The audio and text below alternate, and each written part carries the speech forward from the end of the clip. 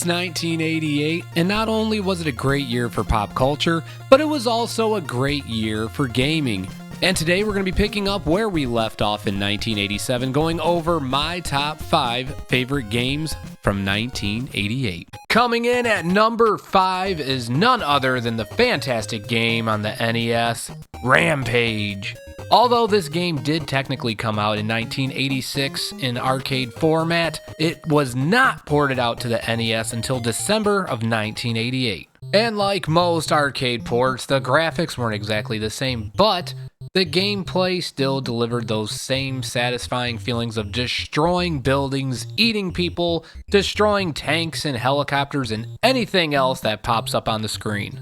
And being a kid that grew up not only watching the Universal monster movies, but also Godzilla movies, this was right up my alley. And some might go out of their way to argue that this one is a bit repetitive as far as going through each level doing nothing but just destroying buildings and trying to survive.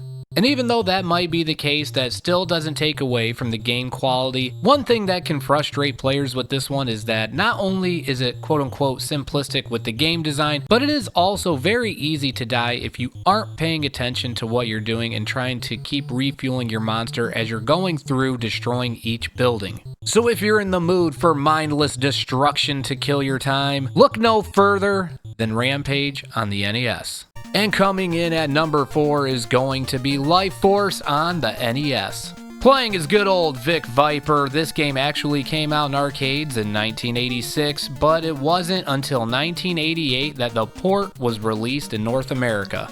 For a game of its time, it delivered in on all aspects of not only graphics, but also high-speed action. The original name of the game was Salamander in the arcades, and one thing that was pretty cool was that they actually made a 3-part miniseries based off of that title. So for all my fellow geeks out there, if you're into stuff like that, go online and try to find some copies. I'm not quite sure how much they would cost, but I'm sure it'll be a pretty penny.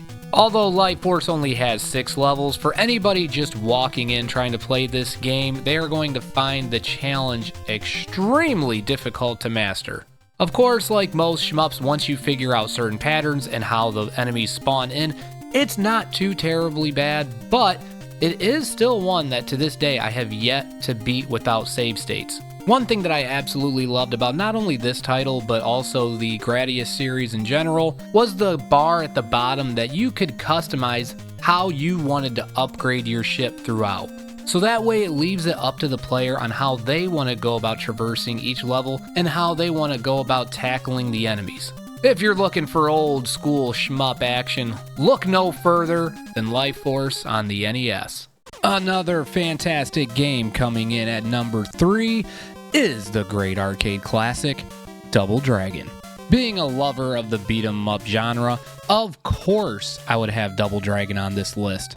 Similar to the previous games we talked about, there was an arcade port before the NES release back in 1987, but it wasn't until June of 1988 that we would see the NES port of Double Dragon released. Developed by Trade West, this was their initial release that kicked things off for the company that would also go on to release the great game known as Battletoads. But going back to Double Dragon, this one I absolutely loved, and I actually played the NES port before actually realizing and playing the arcade classic on the cabinet. This was the first beat-em-up that I had ever played, and I was just amazed with how everything looked, how everything felt playing through, and in all actuality, for the time, it really wasn't as clunky as what maybe I would have expected for a game of its time. Even though it has a little corny storyline trying to go and rescue the girlfriend, that does not take away from the action involved with Double Dragon. Although this game only had 4 levels, anybody coming in blind would definitely find this one to be a little frustrating to get used to, as there are a lot of ways to get kind of pinged around and pinballed if you're not paying attention to how the enemies are coming at you. I have a lot of great memories when bringing up Double Dragon as a kid, because a neighbor down the street actually introduced not only Double Dragon to me, but a few others that I played as a kid that I got enjoyment from. And those games consisted of Guerrilla War, Hudson Hawk, and Little Nemo Dream Master. And whenever I play this, it just takes me back to that place when I was a little kid, just getting introduced to all these different types of games, whether it be on the NES or on the Sega Genesis once I acquired one, and having all those feels of how these games played and just trying to learn how to traverse each one. But this is one that I can go back and fire up at any point in time and always get enjoyment from it. So for those reasons, that is exactly why I put Double Dragon at number 3. And coming in at number 2 is the amazing game known as Super Mario Bros. 2 on the NES. This one, again, a lot of these games just bring back a slew of different memories growing up as a kid, getting immersed into the world of gaming and being subjected to not only the Atari, but the NES, and then, of course, going into the Genesis and SNES era. But Super Mario 2 was nothing like the first one in regards to, jumping on heads and stuff like that. You were using either the enemies or picking up plants and stuff and throwing them at the enemies to kill them. But that did not take away the enjoyment that I got while playing this game. Some of the things that bring me back that I absolutely just love about this game was first the aspect of warping. When you use the little potion that it turns everything dark like nighttime, and you can get a mushroom to increase your health, but in certain areas, but that's how you can warp. And I thought that was a great touch on the game and something that as a kid that I found out organically. It was just mind-blowing to me that that was an aspect to the game that I just figured out on my own. And then, of course, the visuals, all the colors that they layered out throughout the game was so much more vast and different from the original Mario title.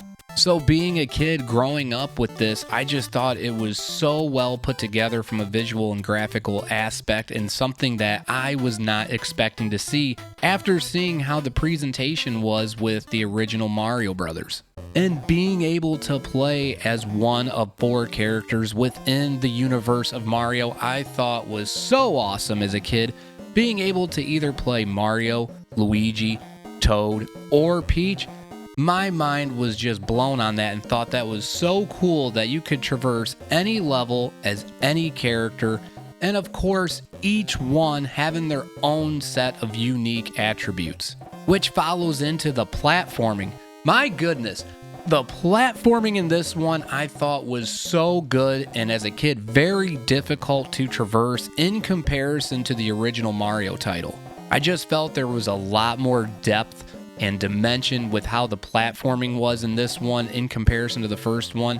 And I actually felt that there was so many different routes that you could take and figure out how to traverse each level. And going back to the characters, that's what would kind of help you throughout, is you could figure out how the levels were layered after you continue to play and figure out the strengths and weaknesses of each character and how they would perform on the platforming aspects of the game, which again added to the replayability and then also the learning of each character and each level. And one of the more vivid memories I have that I associate with Super Mario 2 is that around the same time that I was introduced to this game, I was also introduced to a great family movie that everybody knows in Home Alone, which also got ported out to not only the NES, but also eventually the SNES and Genesis.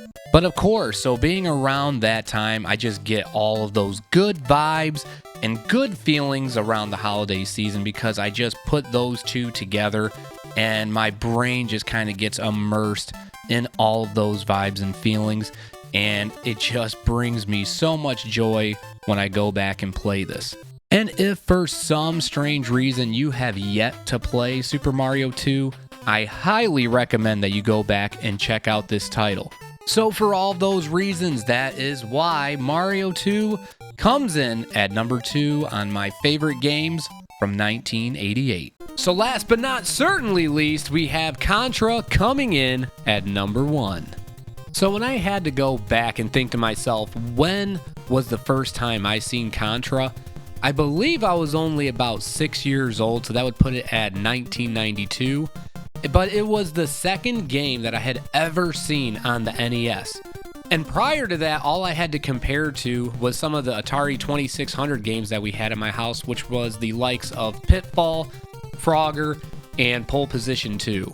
So of course, like every other kid, as soon as I seen the cover art for this game, I was immediately drawn in because we all knew growing up who was really supposed to be on the cover here. We all knew it was Schwarzenegger and Stallone. Because back then, of course, you had those big 80s action movies, and that is exactly what they were trying to sell to the kids with this game. And it did not fail to entertain in the slightest. The speed of this game and the actions with it, how you shot in multiple directions other than just left and right or up and down, being able to shoot in a diagonal pattern was something that was groundbreaking for the time. And for me personally, this is one of those games where I can just fire it up whenever I want, and I'm going to not feel like I am bored while I am playing it.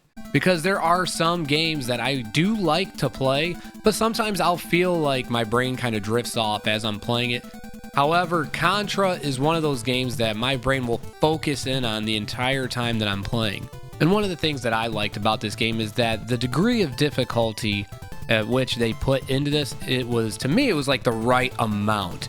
It wasn't too over the top, but it was still enough there to keep you engaged and really try to push your skills to try to get through each level and then, of course, finally beating the game. And I don't know, it might be just a me thing, but I really did enjoy like those pseudo 3D levels where you would go into the base and then you had to run left and right and then shoot the targets and stuff like that. I thought that that was a really good touch to kind of put depth on the visuals that were being presented on the screen. And it definitely gave a different aspect to the game instead of just being a left to right run and gun. And who could forget, of course, our lovely Konami code. And that was the game that introduced me to that code. And then when one of my buddies showed me that code, my mind was just blown. And then when I realized that's just a Konami thing, not just a Contra thing, my mind was blown yet again. And that same buddy that introduced me to the Konami code was actually the same one that introduced me to the game Contra as well, which also introduced me to some other Nintendo classics such as Super Mario Bros. 3 and Bart vs. the Space Mutants. So when I think of Contra, it just takes me back again. A lot of nostalgia hits me in my bones, and I just go down memory lane thinking about a whole lot of things that had to do with the game and some that had nothing to do with the game, but it just took me back to those places when I was a little kid growing up and just getting into the world of gaming.